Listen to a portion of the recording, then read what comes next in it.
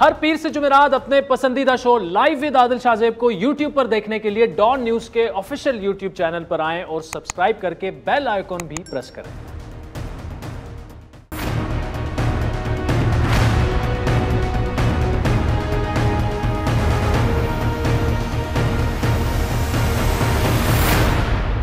अस्सलाम वालेकुम, मैं हूं Adil Shahzeb. Electronic voting machine के मामले पर हुकूमत की ओपोजिशन और इलेक्शन कमीशन से महाजराई थमने का नाम नहीं ले रही। बयानबाजी, अल्जाम तराशी और हर कैंप से मैं ना मानूं की तकरार जो है वो जारी थी और है। और आज की बड़ी खबर इलेक्शन कमीशन का वो मौक़िफ़ है जिसने हुकूमती हिकमत अमली को किसी सूरत भी मानने से साफ ना कर दिया है। अगर कहा जाए तो गलत नहीं होगा कि इलेक्शन कमीशन भी हुकूमत की आंखों में आंखें डाले जो है वो खड़ा है इस वक्त। और आज चीफ इलेक्शन कमिश्नर की सरबराही में इलेक्शन कमीशन का अहम इजलास हुआ जिसमें आइंदा आम इंतखाबात के लिए नई हल्का बंदियाँ करने, जबकि रिजल्ट ट्रांसमिशन सिस्टम या RTS और रिजल्ट मैनेजमेंट सिस्टम या RMS के इस्तेमाल पर उसूली इत्तेफाक कर लिया गया। बड़ी अहम खबर है ये। गो कि हुकूमत 2022 में नई मरदमशुमारी का इरादा रखती है, लेकिन इस वक्त इलेक्शन कमीशन ने 2017 की मरदमशुमारी के तहत नई हल्का बंदियाँ करने का फैसला कर लिया है। इलेक्शन कमीशन ने यह भी वाज़ेह बता दिया है कि हुकूमत ने अभी तक EVM से मुतालिक मांगी गई चीज़ें फराम नहीं की, जबकि इलेक्शन कमीशन जो है वो गलती और खामी से पाक टेक्नोलॉजी के इस्तेमाल के हक में ही है। इसीलिए अपनी टेक्निकल एवेल्यूएशन कमेटी को गलतियों से पाक इलेक्ट्रॉनिक वोटिंग मशीन तैयार करने और इसका मुकम्मल जायज़ा लेने की हिदायत जारी कर दी गई हैं। इलेक्शन कमीशन के फैसले के मुताबिक RTS और RMS को बेहतर बनाने के लिए नादरा से मावनत ली जाएगी ताकि 2018 में सामने आने वाली खामियों को दूर किया जाए। एक तरफ हुकूमत के सामने इलेक्शन कमीशन खड़ा है, दूसरी जानिब अपोजिशन भी हुकूमत को इस मामले में टफ टाइम दे रही है। गुज़श्ता रोज़ एक मस्बत पेशरफ्त हुई थी जब कौमी असम्बली में अपोजिशन और हुकूमत ने इलेक्टोरल रिफॉर्म्स पर मुशावरत के लिए एक मुश्तरका पार्लिमानी कमेटी बनाने पर इत्तफाक किया था। कौमी असम्बली से जारी होने वाले एलामिया ने इस बात की तस्दीक भी कर दी है कि मुजव्वज़ा कमेटी की तश्कील के लिए पार्लिमान के दोनों ऐवानों में तहरीक पेश की जाएगी। इतलात के मुताबिक ये भी तय पा चुका है कि कौमी असम्बली के स्पीकर असद कैसर पार्लिमानी रहनुमाओं से मुशावरत के बाद इस कमेटी के मेंबरान नामजद कर सकेंगे। इलेक्टोरल रिफॉर्म से मुतालिक इस अहम तरीन ऐलान और पेशरफ्त के पीछे असद कैसर की हुकूमती और अपोजिशन रहनुमाओं के वफ्द से एक अहम मुलाकात थी जिसमें हुकूमत की जानिब से परवेज़ खटक, शफकत महमूद, अपोजिशन की जानिब से नवीद कमर, राना तनवीर और मुर्तज़ा जावेद अब्बासी शामिल थे। गुज़श्ता रोज़ होने वाली इस अहम तरीन पेशरफ्त के बाद यह तासुर मजबूत हुआ था कि अब इंतखाबी इस्लाहात के हवाले से अपोजिशन और हुकूमत के दरमियान कुछ मानी खेज़ मुज़ाकरात होंगे और गुज़श्ता कई रोज़ से चलने वाला तनाज़ा किसी तरह हल की जानिब गामज़न हो सकेगा। लेकिन क्या किया जाए हुकूमत की इस आदत का जिसके तहत बनता काम जो है वो यकदम बिगड़ना शुरू हो जाता है और बनते काम को बिगाड़ने में हर बार हुकूमती कैंप की जानिब से आने वाले बयानात अपना किरदार अदा करते हैं। इलेक्टोरल रिफॉर्म्स जो हैं उसके मामले में भी इसी खदशे का इज़हार किया जा रहा है क्योंकि इस कमेटी के क़याम को अभी 24 घंटे पूरे नहीं हुए थे कि आज वज़ीर-ए-आज़म इमरान खान ने EVM को लेकर एक बार फिर अपोजिशन को आड़े हाथों लिया है। इस मौक़िफ़ के बाद क्या अपोजिशन और हुकूमत के दरमियान इलेक्ट्रॉनिक रिफॉर्म्स को लेकर मज़ामत पर मबनी जो ताल्लुकात हैं वो मफाहमत में तब्दील हो सकेंगे, ये पूछेंगे नून लीग के सीनियर रहनुमा और chairman public accounts committee Rana Tanveer साहब मौजूद है। राना साहब, कल असद कैसर साहब ने कमेटी बनाने का ऐलान किया EVM और रिफॉर्म्स वाले मामले पर। आज जो है वज़ीर-ए-आज़म इमरान खान कुछ और कह रहे हैं कि जी EVM की मुखालफत जो है वो एक ऐसा माफिया कर रहा है जो इस करप्ट सिस्टम से फ़ायदा उठा रहा है, मतलब आपकी तरफ इशारा कर रहे हैं। क्या कहेंगे आप? देखिए, यही तो मसला है खान साहब का। खान साहब जो हैं ये अपनी मिसाल आप हैं, मुझे कोई समझ नहीं आती। यही हमने भी उनसे बात करते हैं अब की है कि कोई काम भी आप किसी ढंग से नहीं करते। अगर आपने ये कोई रिफॉर्म्स की बात करता है तो रिफॉर्म्स तो अच्छी बात है, लेकिन जो वो रिफॉर्म स्पेशली इलेक्शन लॉज के मतलब या इलेक्शन रिफॉर्म्स के मतलब जो भी हो लानी हो, वो उस वक्त तक उनकी अफादियत या उनकी जो एक्सेप्टेबिलिटी या वो जो रिज़ल्ट हम चाहते हैं कि एक इलेक्शन जो भी हो वो सबको उसका रिज़ल्ट मंजूर हो, एक्सेप्ट करें सारी पॉलिटिकल पार्टीज। तो तभी हो सकता है जब ऐसी रिफॉर्म्स लाई जाएं जो इत्तेफाक से हों, कंसेंसस से हों। ये नहीं है कि खान साहब जिस तरह बढ़ के मारते रहते हैं या जिस तरह कहते हैं ये होगा, भाई आप अपने स्टांस को निगेट कर रहे हैं, आप उसकी नफी कर रहे हैं। आप कहते हैं मैं शफाफ इलेक्शन और उसकी एक्सेप्टेबिलिटी के लिए कर रहा हूँ, तो अगर वो कर रहे हैं तो वो जो स्टेक होल्डर्स हैं, इलेक्शन कमीशन है जिसने कराना है, सबसे बड़ा स्टेक होल्डर तो वो है। कता नजर इसके कि वो मेरिट्स रीमेरिट्स की बाद की बात है कि ईवीएम क्या है, उसमें क्या डेफिशिएंसी हैं, क्या कमियां हैं, उनके जरिए शफाफ इलेक्शन हो सकता है या नहीं हो सकता। आप उसको पहले ही इतना मुतनाज़ा बना रहे हैं। अगर आप मुझे बताएं, अगर इसके जरिए वो इलेक्शन करा दें लॉज बना के, तो क्या वो इलेक्शन पहले से ज्यादा कंट्रोवर्शियल नहीं होगा, मुतनाज़ा नहीं होगा? तो मैं हैरान हूँ ये किस तरह बात करते हैं। बाकी उनकी जो माफिया वाली बात है वो तो उनके डगर है, उनका तरीक़ाकार है। भाई सबसे ज्यादा अफेक्ट जो है वो तो हम हुए हैं 2018 का इलेक्शन जिस तरह हुआ। आप खुद धांधली की पैदावार हैं, और उससे जो हुकूमत बनी उस धांधली की वजह से उस हुकूमत ने अपोजिशन को दीवार के साथ लगा दिया, इतनी इंतकामी कार्रवाइयां की कि उसके अच्छा राणा साहब, मुझे एक सवाल के जवाब चाहिए। आज तो इलेक्शन कमीशन ने भी तकरीबन ये फैसला कर लिया है कि आइंदा आम इंतखाबात आरटीएस के जरिए होंगे। 2018 के इंतखाबात में सबसे बड़ा मसला आप लोगों का आरटीएस से था, जिसकी वजह से आप आज तक कहते हैं कि आपको हरवाया गया आरटीएस के जरिए। अब आइंदा आम इंतखाबात आरटीएस पर आपको कबूल है? देखिए, बड़ा ये आपका अच्छा क्वेश्चन है कि आरटीएस तो एक वो कहते हैं इलेक्ट्रॉनिक ट्रांसमिशन, रिजल्ट ट्रांसमिशन को वो जो सिस्टम है टेक्नोलॉजी का, वो है कि रैपिड इमीडिएट ट्रांसमिट हो जाए तो इलेक्शन कमीशन के हेडक्वार्टर में। लेकिन ये मशीन का तो कसूर नहीं है, ये मशीन तो चलो ठीक है, ये बिल्कुल आना चाहिए आरटीएस, लेकिन उसको जो हैंडल कर रहे होते हैं, जो उसके ऊपर जिनकी गिरफ्त होती है या जिनके पीछे उसका कंट्रोल होता है, क्या उनकी नीयत साफ इलेक्शन की है? अगर उस वक्त आरटीएस का सिस्टम ना बिठाया जाता, वो मशीनें ना बैठ जाती जो कि बिठा दी गई, तो उस वक्त भी अगर रिजल्ट उसके जरिए आ जाते तो वो कारामद चीज थी। लेकिन मैं समझता हूँ कि ये बड़ी अच्छा क्वेश्चन, इसलिए मैं कह रहा हूँ कि सबसे ज्यादा चीज तो सबसे ज्यादा इंपॉर्टेंट फैक्टर जो है वो नीचते हैं हमारी, जो सारे मुतलका लोग हैं जो इलेक्शन करा रहे होते हैं। अगर हमारी नीयत ठीक नहीं है तो फिर आप जो भी सिस्टम ले आए। चले राणा साहब, एक और फिर अच्छा सवाल मैं आपसे करता हूं, और वो ये है कि अगर नीयतें ठीक हो तो फिर इसका मतलब कि आपको ईवीएम भी कबूल होगी। ये जवाब आपसे इंटरेस्टिंग लेंगे, लेकिन एक ब्रेक के बाद।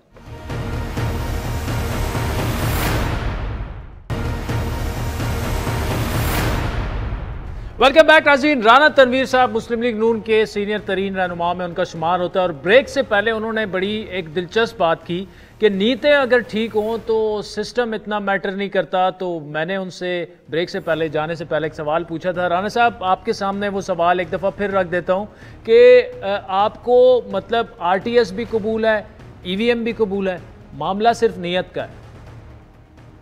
नहीं, बात आपकी चले, आपका भी ये भी क्वेश्चन ठीक है कि फिर ईवीएम में क्या है। हाँ। ईवीएम का जो मसला है ना, उस पर हमें हमारे तफजात जो है वो इससे और ज्यादा है। एक तो ये बात हुई कि अगर कोई फूल प्रूफ भी सिस्टम हो और नीयत सही ना हो, आप जितने मर्जी लॉ बना लें और उसकी इम्प्लीमेंटेशन अगर सही नहीं हो रही तो वो नहीं उनकी अफादियत होगी। तो जो ईवीएम है उसमें हमें यह है कि उस टेक्नोलॉजी में वो वीकनेसेस या डिफेक्ट हैं जो वो रिजल्ट बात कर रहे हैं जिसकी वो प्रोड्यूस नहीं करती, क्योंकि बहुत सारे मुल्कों का तजर्बा है। हमने भी पीछे एक मशीन बनाई जो कल की मीटिंग में ये कह भी रहे थे कि शफकत महमूद साहब थे कि पिछले इलेक्शनों में जब इसकी बात हुई है तो उस वक्त मशीनें बनाई गई और उनको डेमोन्स्ट्रेट किया गया, पायलट प्रोजेक्ट किया गया, जिससे ये हुआ कि ये उस तरह की कारआमद नहीं है जिस तरह का रिजल्ट आप शफाफ चाहते हैं। तो अभी मशीन का कल ये बात हमने की कि ठीक है, अगर आप कमेटी ये बन जाती है तो अगर आपके पास उसके ऐसे आर्गुमेंट्स हैं जो बड़े कन्विंसिंग हैं और ये फूल प्रूफ है तो हम मान जाएंगे। अगर आपके हमारे आर्गुमेंट्स, हमारा उस टेक्नोलॉजी के मतलब जो तफजात हैं उनमें वजन है, तो फिर आप इसकी रट ना लगाए, छोड़ दें। तो कहा तो उन्होंने यही है कि फिर हम मान जाएंगे, लेकिन खान साहब को छोड़े, खान साहब अपनी दुनिया में, किसी और दुनिया में रहते हैं, और किस वक्त किस वो बात क्या बात कर रहे थे वो उनका मजाज है। तो मैं समझता हूँ कि ये चीजें जो है, इसलिए हम कहते हैं कि इसको बुलडोज करने के बजाय बात करनी चाहिए, और बजाय इसके शोर शराबे के और मीडिया में आपका जो ब्रिगेड है वो गाली गलौज चला ले आते हैं और कहते हैं कि ये हर सूरत हम ये करेंगे।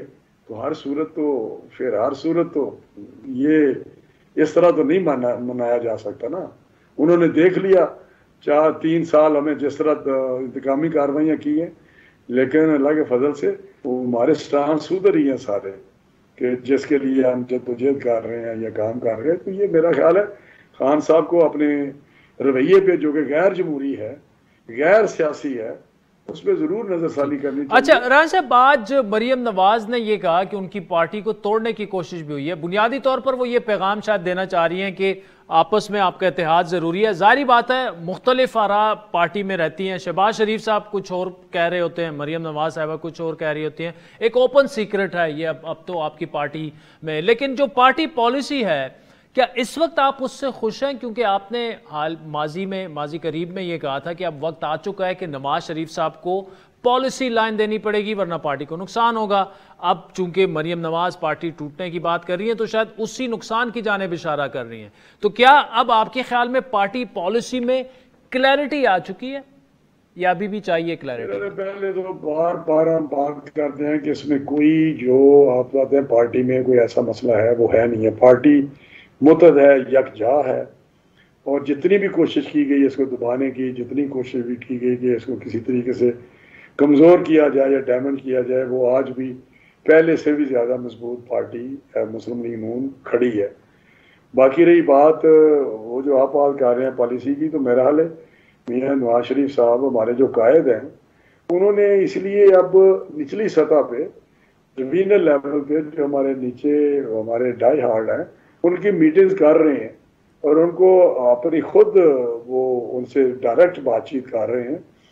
और जो उसके बाद हम तंजीम साजी हो रही है, या एक हमारे जो कमिटेड किस्म के लोग हैं उनकी तरफ से जो आइंदा आने वाले दिनों में आप देखेंगे पार्टी में एक्टिविटी होगी या मोबिलाइजेशन होगी, वो एक ही सिमत में होगी और एक ही डायरेक्शन में होगी, जो मियां नवाज शरीफ साहब की है, और उसी के साथ लोग सारी पार्टी खड़ी है।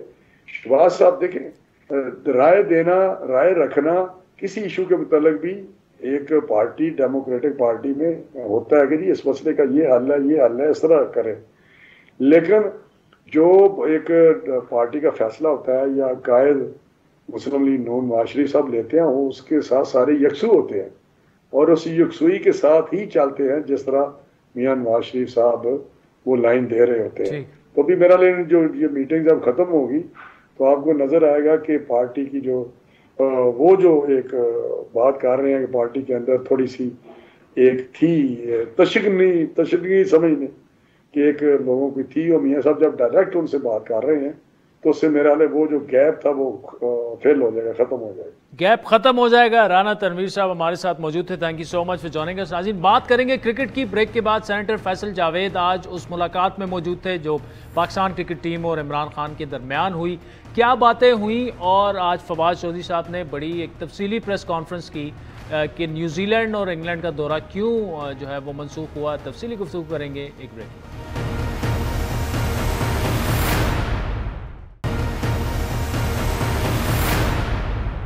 आज पाकिस्तान क्रिकेट टीम ने प्राइम मिनिस्टर इमरान खान से मुलाकात की। क्या गुफ्तगू हुई, ये मामला किस तरफ जा सकता है, इसी मुलाकात में मौजूद थे सेनेटर फैसल जावेद, इस वक्त हमारे साथ मौजूद हैं। सेनेटर साहब, thank you so much for joining us. पहला तो ये कि सीधा आपसे ये पूछूंगा, टीम का मोराल कैसा था? जाहिर बात है तैयारी बिल्कुल थी, चंद घंटों में मैच होने वाला था, अचानक वो टीम ही वापस चली जाती है। फिर England, we all were looking forward. तो टीम इस वक्त क्या सोच रही है और इमरान खान साहब ने उन्हें क्या कहा? अल्लाह के हर काम में बेहतरी होती है, और जो भी चीज़ें हुई हैं इससे अब टीम के अंदर एक नई फड़क हमें नज़र आई आज, जब टीम को देखा और उनके जज्बे ज्यादा हैं कि अब हमें फेंटा लगाना है, अब हमने हराना है, क्योंकि अगर ये मैच पहला मैच हिंदुस्तान से है, वो मैच जीतना पाकिस्तान के लिए बहुत जरूरी है। उसके बाद फिर न्यूजीलैंड से मैच है 26 को, 24 को इंडिया से मैच है पहला, उसके बाद 26 को न्यूजीलैंड से मैच है। तो टीम के अंदर बड़ा जज्बा है कि उन्होंने शुरुआत जबरदस्त करनी है और दोनों टीमों को हराना है। तो ये एक अच्छी चीज है टीम के जज्बा। इमरान खान साहब ने, वजीर आजम साहब ने बड़ा जबरदस्त उनसे गुफ्तगू की और उनको बताया, अपने एक्सपीरियंसेस से भी बताया। जाहिर है इमरान खान साहब वाहिद, हम जो वर्ल्ड कप जीते हैं वनडे का वाहिद वर्ल्ड कप, वो इमरान खान साहब की क़यादत में हम जीते। तो पूरे एक तजर्बे से उनको बताया कि क्या करना है। नंबर 1 चीज जो इमरान खान साहब ने बताई कि इंसान को अल्लाह ने अशरफुल मखलूकात बनाया और इंसान को अल्लाह ताला ने कुरान पाक में कहा कि सीधा रास्ता। हम हर नमाज में ये दुआ करते हैं अल्लाह ताला से कि अल्लाह ताला हमें सीधे रास्ते पे, उस रास्ते पे जिस पे नेमते हैं। तो इंसान के पास अल्लाह ने पूरी उसको सलाहियत दी है, अशरफुल मखलूकात बनाया, एबिलिटी दी है। अब इंसान ने मेहनत करके, मुखलिस होके और ईमानदारी के साथ काम करना है, तो उसके लिए कामयाबी है।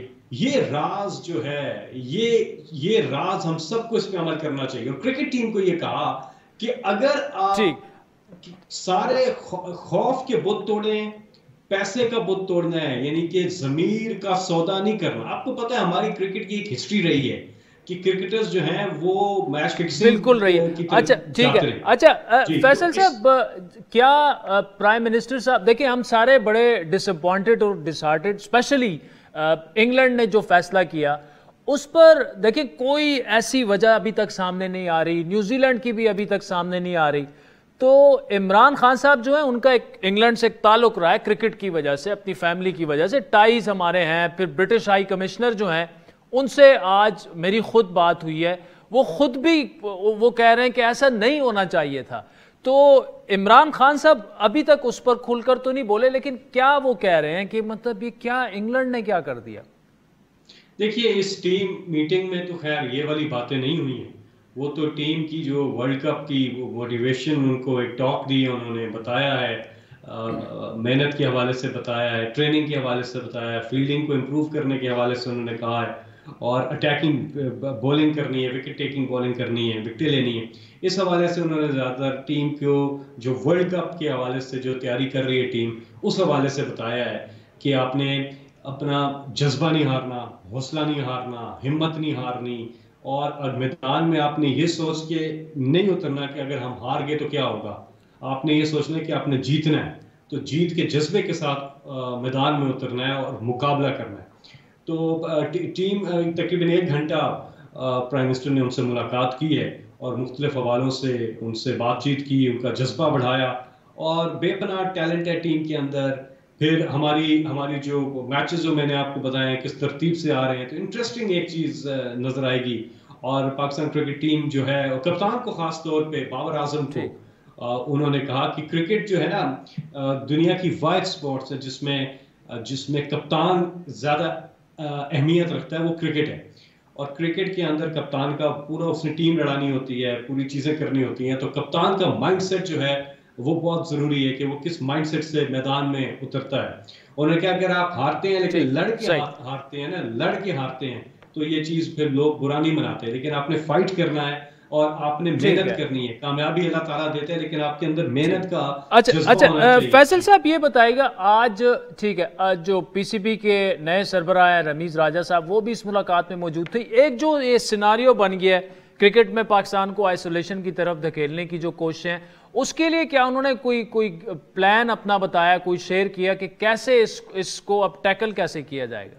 देखिए एक चीज़ मैं आपको बताऊं, अभी रिसेंटली पाकिस्तान ने होस्ट किया साउथ अफ्रीका को, पाकिस्तान ने वेस्ट इंडीज़ को होस्ट किया, जिम्बाब्वे को, श्रीलंका को होस्ट किया, पाकिस्तान ने PSL में सारे फॉरेन प्लेयर्स आए थे।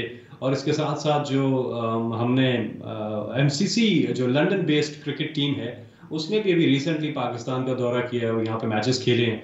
और फिर साथ में हमने PSL और KPL भी पाकिस्तान में हुई है। तो पाकिस्तान में इंटरनेशनल क्रिकेट तो फुल स्केल पाकिस्तान में बहाल है। अब ये जो चीज़ें हुई हैं, इसके बाद पूरी तरह से जो क्रिकेट बोर्ड है वो ICC के साथ इस चीज़ को उठा रहा है, और हम जो है गवर्नमेंट जो है वो सफारती सतह पे इस चीज़ को उठा रही है। और पाकिस्तान से क्रिकेट ख़त्म नहीं होगी। पाकिस्तान में क्रिकेट आज पाकिस्तान के आपके सामने है कि दुनिया के जो टूरिज्म मैगजीन्स हैं उसमें नंबर 1 टूरिस्ट डेस्टिनेशन पाकिस्तान को डिक्लेयर किया हुआ है। यहाँ टूरिज्म ऊपर गया है, यहाँ भी बाहर से और लोग आए हैं जो घूम फिर रहे हैं आज़ादाना, कोई मसला ही नहीं है सिक्योरिटी का, कोई ऐसा चक्कर ही नहीं है। तो एक गलत किस्म की चीज़ बना करके निकलना, और ये सारा आपको पता है, फवाद चौधरी साहब ने भी इस पर डिटेल में प्रेस कॉन्फ्रेंस की है कि किस तरह भारत जो है उसको ये चीज़ जेब नहीं दे रही पाकिस्तान को। वो देख नहीं सकता कि पाकिस्तान आज तरक्की की तरफ जा रहा है, पाकिस्तान में इंटरनेशनल क्रिकेट बहाल हो गई है, पाकिस्तान में टूरिज्म ऊपर जा रहा है। तो ये भारत को चीज़ें बुरी लगी, वो साजिशें कर रहा है और उन साजिशों का हमने मुकाबला करना है और इंशाल्लाह पाकिस्तान कामयाब होगा। हर सतह पे हम आवाज उठाएंगे। पाकिस्तान में पूरी तरह से दोबारा इंटरनेशनल क्रिकेट, जो कि पिछले 2-3 साल में हमने देखा कि पूरी तरह से 100% इंटरनेशनल क्रिकेट पाकिस्तान में बहाल हुई है, और अब जो टीमों ने ये हरकत की है इसके बाद पाकिस्तान अपना मुकदमा। एक चीज अच्छी हुई इस पूरी उसमें कि जो रिएक्शन आया फ्रॉम इंटरनेशनल मीडिया भी और इंटरनेशनल क्रिकेट की जो फर्टर्निटी है, वो जो रिएक्शन आया वो हमने पहले कभी भी नहीं देखा था कि वो पाकिस्तान के साथ खड़े हुए हैं। तो ये पाकिस्तान की आवाज बड़ी है और ये हमारा जो है पूरी बैन अवी सतह पे एक तगड़ा केस हमारा उठा है और इसको मजीद हम देंगे। और इंशाल्लाह पाकिस्तान में आने वाले दिनों में वेस्ट इंडीज भी पाकिस्तान वेस्ट इंडीज में भी आना है और होपफुली टीमें जो है पाकिस्तान आएंगी और क्रिकेट होगी। हम किसी न्यूट्रल ग्राउंड पे खेलने के लिए तैयार नहीं हैं। सेनेटर फैसल जावेद साहब, थैंक यू सो मच। साजीन वक्त चाहता है एक ब्रेक का, जिसके बाद आपसे दोबारा मिलूंगा।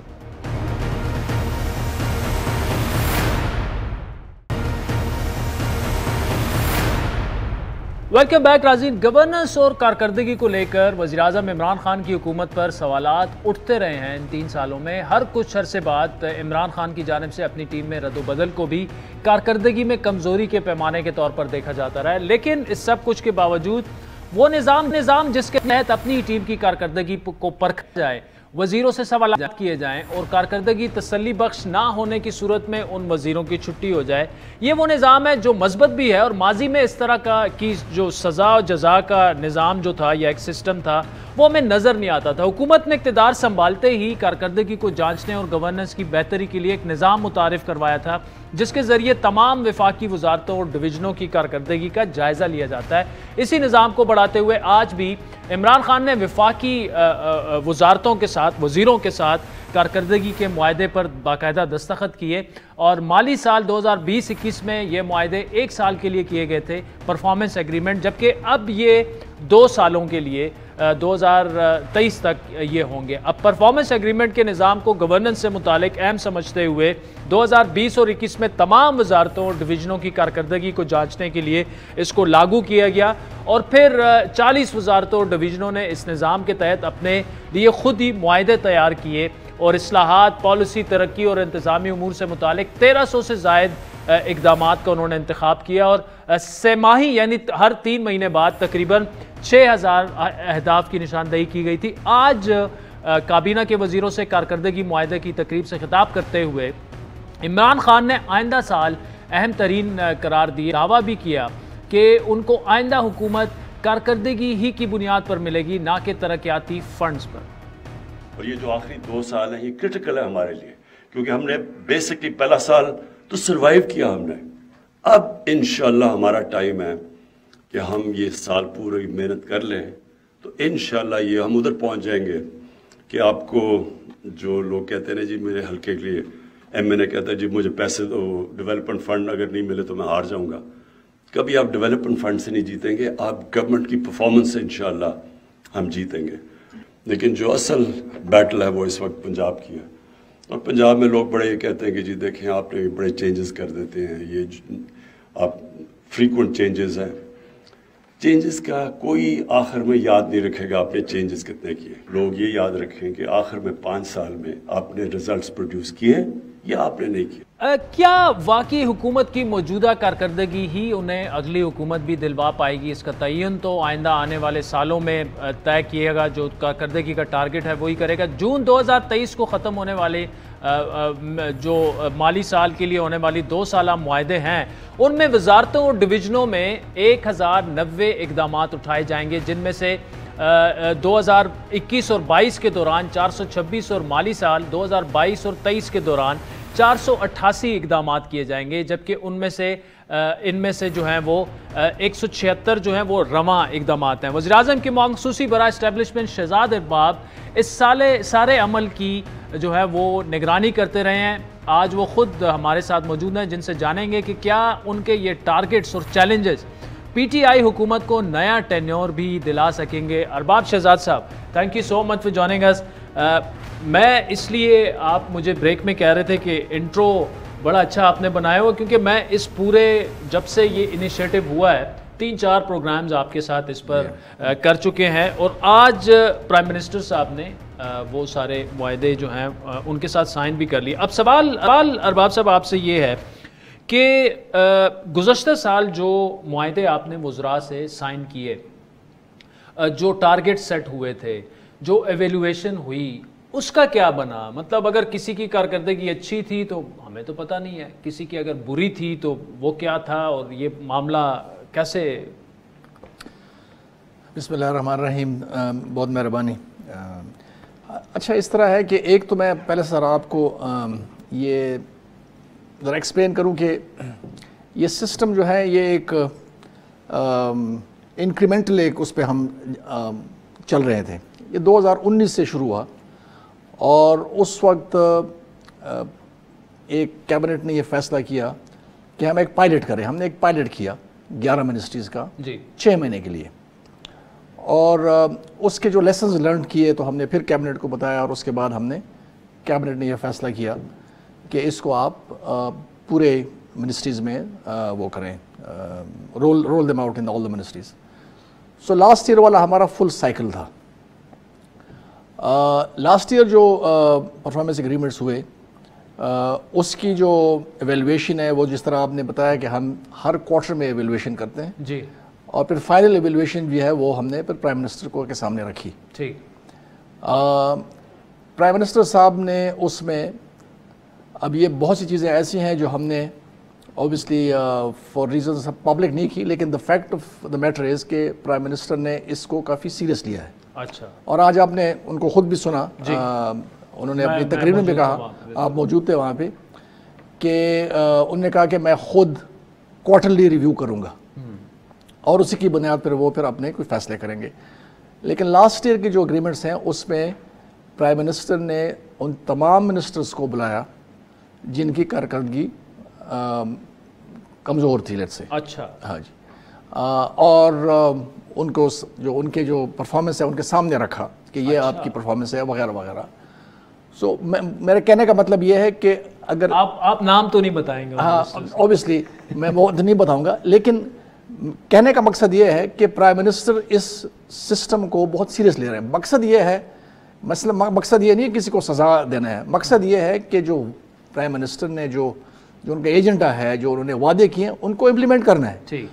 उसकी इम्प्लीमेंटेशन के लिए ये एक स्ट्रक्चर बना है, और मेरे ख्याल में ये स्ट्रक्चर जो है हमारे और गवर्नमेंट का जो निज़ाम है उसके लिए ये बहुत ही इंपॉर्टेंट एंड एफिशिएंट सिस्टम है। मतलब अगर मैं ये कहूं कि फर्ज करें कल को तहरीक इंसाफ की हुकूमत नहीं है, लेकिन ये सिस्टम मौजूद रहेगा। एब्सोल्युटली ये मुल्क के लिए ज़रूरी है मेरे ख्याल में। देखें, जो हुकूमत भी आती है उसके पास एक लिमिटेड टाइम होता है, 5 साल होते हैं। 5 साल में जो इनिशियल आप 1 साल में तो आपको सेटिंग अप और वगैरह वगैरह जो मसले होते हैं, and then you have this whole bureaucratic system जिसमें फाइलें उधर जा रही हैं, फाइलें इधर आ रही हैं, वर्क प्लान का हमारे पास कोई कल्चर नहीं है, टाइमलाइंस का कल्चर नहीं है फ्रैंकली फेडरल गवर्नमेंट में।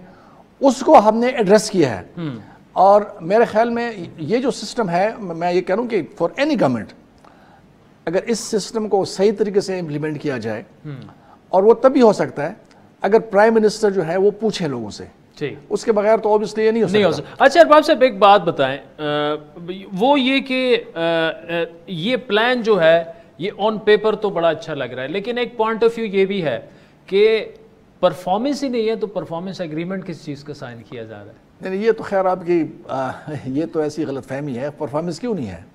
आपने ये जो एग्रीमेंट्स है, ये बुकलेट अब देखें, ये मेरे ख्याल में इस पे इतनी मेहनत हुई है in the last at least 4-5 months, ठीक है। हर एक मिनिस्ट्रीज के साथ हम बैठे हैं, हर एक मिनिस्ट्री ने एक प्लान हमें दिया। अच्छा, इसकी ओनरशिप जो है वो अपनी मिनिस्ट्री की है, बिकॉज मैं उनको नहीं बता सकता कि आपने ये करना है ये नहीं करना। So it has the full ownership of the minister and the secretary and down below. मतलब मिनिस्ट्री खुद डिसाइड करती है कि ये ऑब्जेक्टिव्स हैं अगले 1 साल, फिर हर 3 महीने बाद आप उनके साथ बैठ के और एवेल्युएट करते हैं, उनकी परफॉर्मेंस को जांचते हैं। एग्जैक्टली। फिर 1 साल के बाद जो है वो प्राइम मिनिस्टर साहब उनको बुलाते हैं। एग्जैक्टली। और आपने कहा कि लास्ट ईयर जिनकी परफॉर्मेंसेज अच्छी नहीं थी, प्राइम मिनिस्टर साहब ने उनकी खिंचाई भी की। हाँ, और इस दफ़ा तो बिल्कुल आपने आज सुना भी कि प्राइम मिनिस्टर ने ये कहा है और मुझे भी कहा है कि ये मैं क्वार्टरली एक सिस्टम बनाएंगे कि आप जब एवेल्युएट करेंगे तो उस पर मैं फिर then he will have a progress review every quarter. तो ये आई थिंक मेरे ख्याल में इससे ये आप अंदाज़ा लगा सकते हैं कि the government is serious to implement जो भी हमारे जो एजेंडा है उसको इम्प्लीमेंट करेंगे। अब ये देखें, ये इसमें बहुत बड़े तफसील के साथ हैं, इसमें रिफॉर्म्स हैं, इसमें डेवलपमेंट प्रोजेक्ट्स हैं, आई मीन पॉलिसी के जो रिफॉर्म्स हैं वो इसमें है, लीगल रिफॉर्म्स हैं। It's a very good document. मेरे ख्याल में अगर ये हम इंशाल्लाह कर पाएँ तो मेरा तो अपना ये ख्याल है कि it will change the landscape of Pakistan इंशाल्लाह। अच्छा, ठीक है। अच्छा अरबाब साहब, आखिरी सवाल आपसे वो ये कि चेंज को रेजिस्ट करना जो है ना वो बड़ा नेचुरल फिनोमेना है। तो आज भी आधे वज़रा ऐसे थे जो मुझे लग रहे थे कि ज़बरदस्ती उनको ला के बिठाया गया है शायद, तो इंटरनली रेजिस्ट भी हुआ ये? नहीं, मेरे ख्याल में रेजिस्ट तो बिल्कुल नहीं हुआ। अब किसी का इंटरेस्ट ज़्यादा होता है, किसी का कम होता है, उस हद तक तो ठीक है। कुछ मिनिस्टर्स ने ज़्यादा इंटरेस्ट लिया, कुछ ने कम इंटरेस्ट लिया, लेकिन रेजिस्टेंस मेरे ख्याल में कहीं इवन फ्रॉम द ब्यूरोक्रेसी ये एक नई चीज़ हमने इंट्रोड्यूस की है। और नई चीज़ जिस तरह आपने कहा, नई चीज़ लोग एक्सेप्ट नहीं करते। ठीक। आप किसी को एक टाइम फ्रेम में जब डालते हैं ना, तो आप वैसे एक प्रेशर आ जाता है। तो वो तो है और अभी I think everybody has taken it as a fait accompli now. ठीक है, सेक्रेटरीज को भी पता है, मिनिस्टर को भी पता है कि इसे हमने करना है और इसका हमसे जवाब देना है। डिसिप्लिनरी एक्शन वगैरह भी होंगे? एब्सोल्युटली होने चाहिए, मेरा तो ख्याल है। और इसमें यह भी मैं बताऊं, आज आपने खुद सुना फाइनेंस मिनिस्टर को, उनके साथ हमारी डिस्कशंस इस पे हुई है कि ये इंशाल्लाह हम इसको जो अच्छी मिनिस्ट्रीज होंगी, जिसकी परफॉर्मेंस अच्छी होगी, उनको हम we should reward them as well. So सिर्फ सजा नहीं होगी, जजा भी होनी चाहिए और होगी इंशाल्लाह। शहजाद अरबाब साहब, thank you so much for joining us. नाज़रीन, आज हम पर आपके फीडबैक के मुंतज़िर रहेंगे। हमारा ट्विटर हैंडल है @आदिल शाज़ेब। मुझे मेरी टीम समेत इजाज़त दीजिए। अल्लाह हाफ़िज़।